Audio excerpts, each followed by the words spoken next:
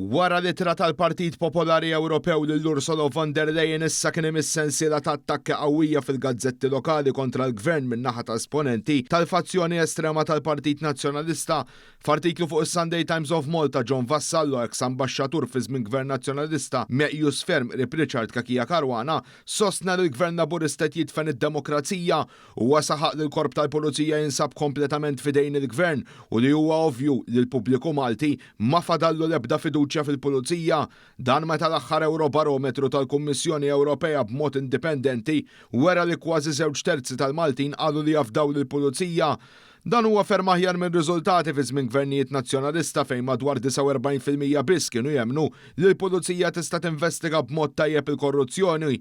Illum dan il-proporzjon tela l-59%. B'kuntrast 12% biss tal-Maltin illum jafdaw l-qrati biex jinvestigaw il-korruzzjoni. Minkejja tin-evidenza ċara li l-poplu għandu rispett sħiħ lejn il-forzi tal-ordni f'pajjiżna, l-opinjonista qrib il-fazzjoni estrema sostna li pajjiżna issa daħal f'Putin-like police state f'attakk ċar fuq l-integrità tal-korp tal-Pulizija.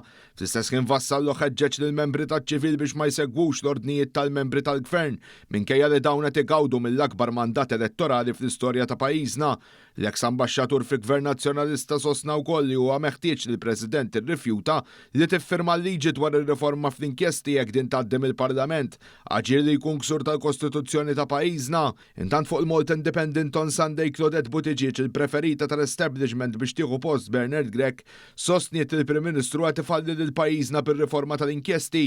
Hija rrepetit il-kitba ta' Kera Aquilina li l-Prim Ministru qallu biex joħroġ barra l-Kamra l-ġdid. Dan fil-waqt li sostniet li għażel li qajjem il-bidla fil-liġi tal-inkjesti privati bħalissa għax il-poplu ffukat fuq l-Eurovision. Fl-istess ġurnal kien hemm artiklu ta' Derin Karabotti ieħor imbuttat mill-fazzjoni estrema tal-Partit Nazzjonalista fejn qalli bħalissa d attakk fuq id-demokrazija. Dan waqt li l-Gvern qed jipprova jgħatti lil dawk li jsejjaħ kriminali assoċjati miegħu.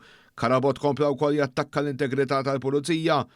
Magħhom ingħaqad imbagħad Kevin Khassar li kien fil-Malta Independent on Sunday kif ukoll is-Sunday Times of Malta kiteb żewġ artikli negattivi huwa sejjaħ lill-Prim Ministru Dr. Robert Abela Champion of Hypocrisy, the Div of Deviousness, dan fil-waqt li akkużah b'reckless callousness jew bi krudelta bl-ħsieb u li m'għandux rispett tal-ħajja tan-nies f'artiklu fuq it-Times.